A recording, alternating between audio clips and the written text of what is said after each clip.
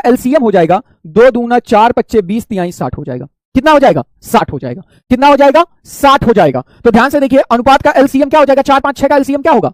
4 5 6 का एलसीएम गुणे एचसीएफ यानी 12। 4 5 6 का एलसीएम कितना आया सर जी? 60 आया। एचसीएफ कितना है? 12 है। करेक्ट आंसर कितना हो जाएगा? 720। करेक्ट आंसर कितना हो जाएगा? 720 हो जाएगा। Option number B. Option number B.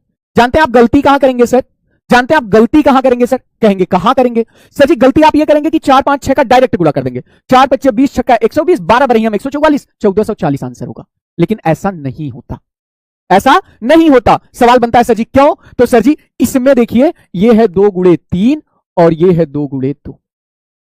तो 1 2 इसमें अनुपात में कॉमन हो गया ना, तो इसको हम हटा देंगे। तो 4 पच्चे 20 तिहाई 60 और 60 गुणे 12 12 6 72 720। हाँ, हमने एक आपके एप्लीकेशन में चैप्टर वाइज हर विषय में नया फोल्डर ऐड करवाया है, जिस फोल्डर का नाम क्या है? YouTube PDF. उसमें ये सारी पीडीएफ यूट्यूब वाली उसमें चली जाएंगी। ठीक है, बाकी टेलीग्राम पे तो हम भेजते ही हैं।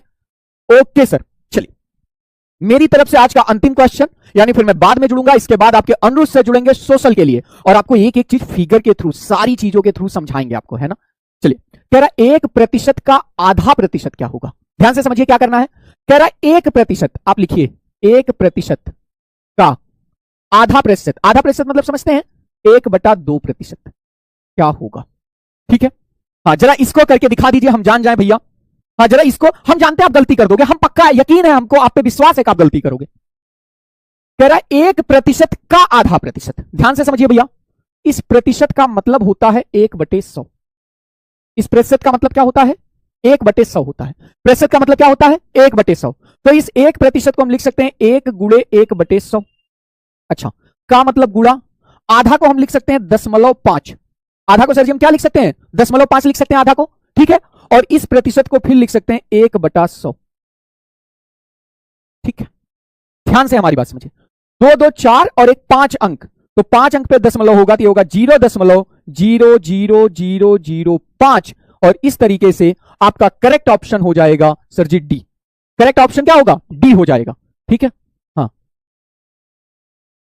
चलिए बताइए करेक्ट आंसर क्या होगा? डी हो जाएगा, 0.0005। ठीक है, समझ में आया भाई?